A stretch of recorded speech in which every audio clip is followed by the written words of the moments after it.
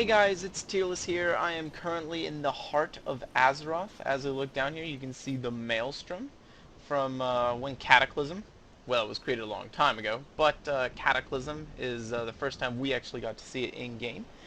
The heart of Azeroth is actually the Shaman class order hall for World of Warcraft Legion, and I would like to bring you another class overview of a specialization in World of Warcraft Legion, looking at the Restoration Shaman. Um, as you can see right here on my back, I have the shield and the scepter, which is the artifact weapon for a Restoration Shaman. It's rather leaky. But overall, a Restoration Shaman has not changed very much. In this video, I'll be going over the abilities and the artifact, the beautiful artifact weapon, uh, for Restoration Shaman, and then in the next video we will be looking at the talents that will be coming for a Restoration Shaman in World of Warcraft Legion. Now, as I said, not really much has changed for Restoration Shaman. Blizzard did want to kind of move away from the chain heal spam nature of a Restoration Shaman, and for that they changed a lot of healing numbers, stuff that I really don't go into. I usually go into the more concrete changes, how the functionality changes, so you're not going to notice it that much. But so on I guess you should say on paper and on display, you will not see a huge difference in Restoration Shamans. Um, and truly in game, their playstyle has not been affected too much. So, with that being said, I'm going to go through the removed abilities, the changed abilities, and the new abilities, and then after that, I will be going into the artifact weapon and what the artifact weapon can provide a Restoration Shaman in World of Warcraft Legion. So, I'm in the beautiful water section of this class order hall, and there's healing training dummies here, if I decide to use them, which I will. And we'll go ahead and get straight into the removed talents. I do this removed, change, then new specifically so you can see what you have lost, and then see how things are changing so that you can kind of get an idea of how the new Restoration Shaman will look. In all honesty, I do feel like the new Restoration Shaman will be more beneficial to PvPers and less beneficial to PvEers, just in how it's changed. So let's go ahead and get straight into it. First of all, Ascendance has been removed. That was kind of like your Uber ability that turns you into a Water Ascendant. It is now going to be a talent, so we will get to that in the next episode. The Capacitor Totem has been removed. The Earth Elemental Totem has been removed. I believe that is just for Restoration Shamans. That is not across the board. Elemental Shamans and possibly Enhancement Shamans, just Elemental Shamans, still have access to that Earth Elemental Totem, but Restoration Shamans did lose the ability to that. Now this is a huge one. Earth Shield has been removed from Shamans. That's probably the biggest change for Restoration Shamans. I was about to say Elemental there. Is the biggest change for Restoration Shamans, not having the dirt shield around you. It is available in PvP. It is, I believe, the very end of the PvP talent here, but otherwise it is not something you can use in World of Warcraft Legion. Earthbind Totem, which was a significant escape tool for Restoration Shamans in PvP, that has been removed. Frost Shock has been removed. Grounding Totem has been removed, so your ability to cancel out a spell has been removed. I do believe that comes back as a as another talent as well. I can't remember if it's PvP or PvE. We will see that in the next video. Searing Totem has been removed. Totemic Recall has been removed, and this is important. So Totemic Recall has been removed because all of your totems now can now be cast. There's no limit. You can have 5 water totems down at the same time if you have 5 water totems. The totems are now AoE spells that plop down either by a target reticle or by just right at your feet. And then they have their own radius. It no longer is going to be this where you actually have, you need to conserve your totems and you have to manage your totems because your totems have massive health pools.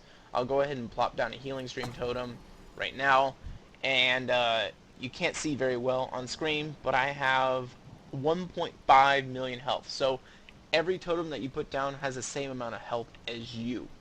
So if anyone dares to try and, destroy your totems, it's just lunacy. Like, why would you even bother? It just doesn't make sense. So that's something that you need to kind of take note. And another reason why I say PvP shamans are more kind of back, and PvE shamans are not getting as much love this time is because, I mean, that was a big deal for shamans in general, was the fact that their totems could be stomped so easily. That's no longer the case. There's no health pools. They don't talk about health pools in the tooltips for your totems. It's just your totem is out there. Furthermore, most of your totems, um, some of them will cost mana, like your basic ones, like the Healing Stream Totem that I put down, but there will be several that don't cost mana. So the idea of having totemic recall and the fact that you can have multiples of different types of totems out, there's really no reason for it anymore. Unleash Life has been removed as well. You may see it, it's at the bottom of my bar, but that is because it is a talent. So Unleash Life is taken off of your baseline abilities. Water Shield has been removed, so your mana regeneration has been removed out of that. Grace of the Air has been removed. Nature's Guardian has been removed. Rushing Streams has been removed. Telluric Currents has been removed. That was the passive that reduces the mana cost of several of your damaging abilities. And then Purification has been removed. Those last 5 being passives that were once a part of a Restoration Shaman. All of those have been removed from the game. So, it feels kind of gutted, but for the most part, your main spells are still there. You still got Healing Wave, Riptide, Healing Rain, Chain Heal. Those are still there, but you did lose a lot. There is no doubt about that. So, let's look into the changed abilities, so you can see how Restoration Shamans have changed a little bit. First, we have Astral Recall, which really doesn't doesn't really say much for the playstyle of Restoration Shaman, but its cooldown has been reduced by 5 minutes to a 10-minute cooldown from 15. Chain Lightning has had its range increased from 35 to 40 yards. Flame Shock has had a mana cost added of 33,000. Now that is kind of due to Telluric Currents being gone. So Blizzard really wants you to kind of be cautious of your mana, whereas most of the classes, mana is not too much of a concern. Mana scales linearly. For healers, your mana is going to scale exponentially like it does for your health pool. So I have 1.1 million mana, as opposed to, most of the classes, I believe my Boomkin had 220,000 mana. That was it. So there's a big difference in mana for the healers than compared to everyone else. Your Ghost Wolf, before we leave Flame Shock, its range has been increased from 25 yards to 40 yards. So once again, giving you back your range on a lot of these abilities. Ghost Wolf costs no mana now, and its movement speed cannot be reduced below 100%. I believe that was in the game in some form or another, whether it be talent, different spec, or it may have already been on Restoration already, but it's actually in the tooltip now. Healing Stream Totem. The damage reduction from elemental damage has been removed, so Healing Stream Totem used to reduce, I believe, your earth, fire, air damage, nature damage.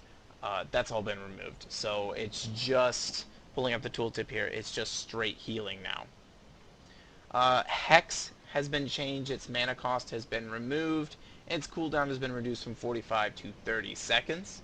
Lava Burst has been changed in that Flame Shock no longer increases damage. Flame Shock is now required for a critical hit.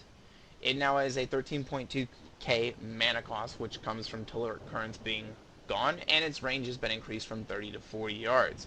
So basically, Lava Burst is kind of going back to the way it was a long time ago. They changed it initially for I believe I remember them saying that it was Blizzard said it was a quality of life change to no longer have to have Flame Shock required for the critical hit, and they've now backpedaled on that. So, not sure why they did it, but that is the new Lava Burst. Lightning Bolt, its range has been increased from 30 to 40 yards, so any of your 30-yard abilities, 40 yards is now the baseline. Water Walking, mana cost removed. Wind Shear, Range decreased from 25 to 30 yards, and its mana cost has been removed. And Reincarnation, which is a pretty big deal for shamans, can now happen every 20 minutes, excuse me, instead of 30. So not too many changes there for Restoration Shaman, and honestly, really not much affecting their healing ability. There are 3 new abilities for a Restoration Shaman. One of them is a passive in Lava Surge, which is something that Elemental Shamans are kind of exclusive to.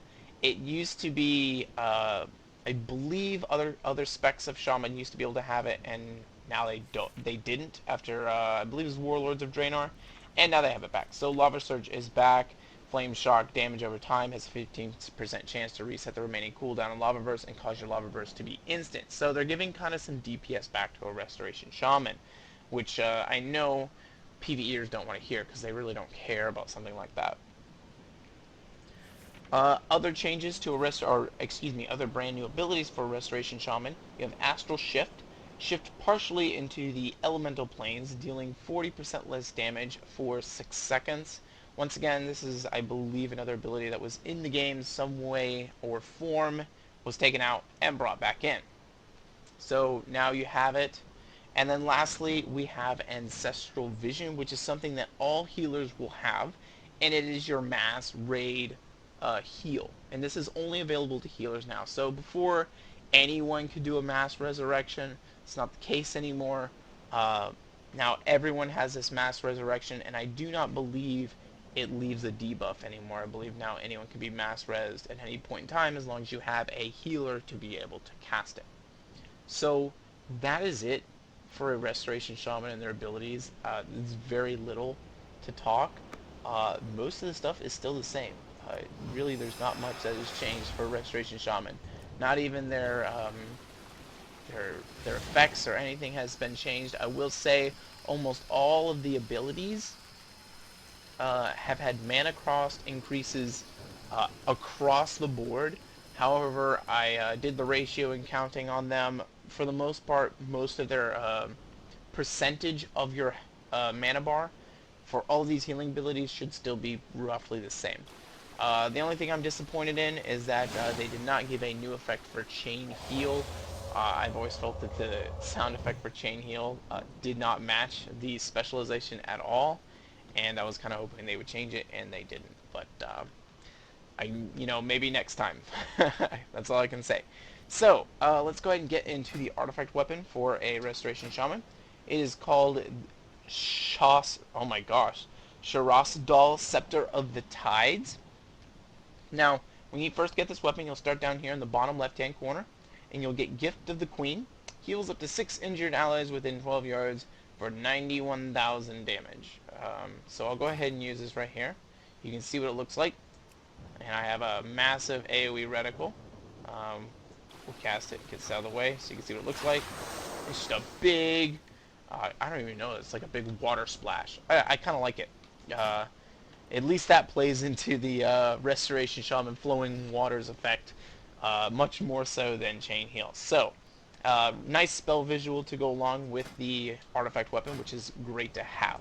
So, as I said, you will begin in the bottom left here with your artifact weapon, and then you'll have to build your way through the talent tree. And of course, the talents that you really want are going to be the ones on the end with these epic portraits. So I'm going to go ahead and read them. We're just going to start branching out and work our way up across all the way to the last 3 at the end. So the first one we have here is Grapes of the Sea. Increases all healing you do by 6%. Tidal Chains. Tidal Waves reduces cast time and increases critical effect chance by an additional 30%. Refreshing Currents increases mana refunded by Resurgence by 50% when Chain Heal critically heals. If you have forgotten what Resurgence is, it is a passive all the way at the end here. Your direct heal criticals refund a percentage of your maximum mana, 1% from Healing Wave. It's different percentages for different abilities. So that's still in the game. It's on live. Still there. You have Buffeting Waves. Increases healing done by Healing Wave and Healing Surge by 15%. I did not test to see if Healing Surge is any different. I believe that is close to the same. They may have changed the color effect off of it, but it's close. We have a Pull of the Sea, increases healing done by Riptide by 15%. We have Ghost in the Mist, reduces all damage you take while Ghost Wolf is active by 3%, increasing by another 3% every 1 second, stacking up to 6 times and lasting 6 seconds once fully stacked. Let's see if it shows that here. Yes, you can see right here, Ghost in the Mist. You can see the percentage going up until it hits 6%, and then it will last 6 seconds, go down, and then should restart. Yep. Oh no, it does not restart. So you'll have to shift in and out of Ghost Wolf form to get to that. So I don't know if that's a bug or that's intended, but take note of that. We are still 2 months away from the live, at least 2 months away from the live patch where these changes go live. Caress of the Tide Mother, excuse me. Casting Healing Stream Totem reduces all damage you take by 10% for 10 seconds. You have Wave Crash, and I'll go ahead and show this real quick. We'll just go ahead and use a Healing Stream Totem right here. You can see it right there. Pops up as a debuff. And you can see a Healing Stream Totem hitting these targets. Look at the nice spell visual effect that shows targets being hit by that. I really do like that. That's kind of a little change to what it is on live. You have a Queen Ascendant. Your direct heal criticals reduce the cast time of your next heal by 15%. You have Wave Crash, increases the rate at which Healing Stream Totem heals by 30%. Servant of the Queen reduces the cooldown of Reincarnation by 10 minutes, so there's where the 10 minutes off from Reincarnation comes from. After using Reincarnation, you take 80% less damage for 6 seconds. We have Floodwaters, increases the critical strike chance of Chain Heal by 10%. You have Sense of Urgency, increases all healing you do during Bloodlust/Heroism by 25%. You have Empowered Droplets, increases healing done by Healing Rain and its critical strike chance by 6%.